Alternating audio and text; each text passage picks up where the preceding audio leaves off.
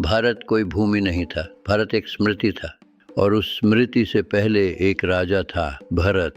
राजा बनने से पहले वह एक मनुष्य था जो प्रेम कर सकता था और उसे भूल भी सकता था। यह प्रेम की कथा नहीं है, यह स्मृति की कथा है, धर्म की और मौन की। वन की गोद में जहाँ महत्वाकांक्षा का कोई शोर नहीं था, वहाँ रहती थी एक युवती, शकुंतला। न वह राजकुमारी थी, न किसी सिंहासन की उत्तराधिकारी। उसे पाला था ऋषियों ने, सिखाया था मौन ने और समझाया था प्रकृति ने। वन उसे जानता था, पशु उससे नहीं डरते थे। एक दिन वन ने एक अलग ध्वनि सुनी, राजा भरत का आगमन। वह विजेता की तरह नहीं आया था, वह खोज में आया था। राज धर्म से थका हुआ, मन की शांति खोजता हुआ।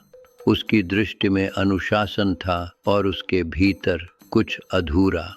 उनका पहला मिलन शब्दों से नहीं हुआ। शकुंतला स्थिर खड़ी रही, भरत रुक गया। कोई परिचय नहीं, कोई घोषणा नहीं, केवल मौन। और उसी मौन में दो जीवन अपनी दिशा बदल बैठे। दिन बीतते गए, राजा रुका रहा, वन देखता रहा। प्रेम ने प्रवेश नहीं किया, वह पनपा, धीरे, स्वाभाविक रूप से, बिना अनुमति के। कोई उत्सव नहीं था, कोई साक्षी नहीं था। दो आत्माओं ने एक दूसरे को चुन लिया। प्रस्थान से पहले भरत ने शकुंतला के हाथ में एक अंगूठी रखी, स्मृति का प्रतीक। राज्य प्रतीक्षा नहीं करता। भरत लौट गया, अपने साथ प्रेम की स्मृति और धर्म का भार लेकर। शकुंतला वहीं रही, न त्यागी हुई बल्कि आश्वस्त। एक दिन प्रेम के विचार में डूबी शकुंतला ने एक आगंतुक को नहीं देखा, महर्षि दुर्वासा। तपस्वी का अपमान अज्ञान से हुआ, पर क्रोध ने उसे नहीं जाना। शाप दिया गया, जिसे तुम स्मरण करती हो वह तुम्हें भूल जाएगा। स्मृति तब लौटेगी जब स्मृति का चिन्ह दिखेगा। राजमहल भव्य था, शिला, छाया, अनुशासन। राजा भरत सिंहासन पर था, जागृत, पर स्मृति से शून्य।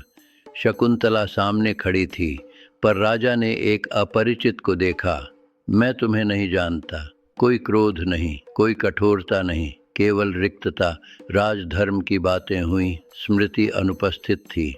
शकुंतला ने अंगूठी खोजी, वह नहीं थी। नदी ने उसे ले लिया था। दरबार में मौन छा गया, नाटकीय नहीं, स्थायी। शकुंतला ने विवाद नहीं किया, उसने अपने अस्तित्व को सिद्ध नहीं किया। वह मुड़ी और चली गई।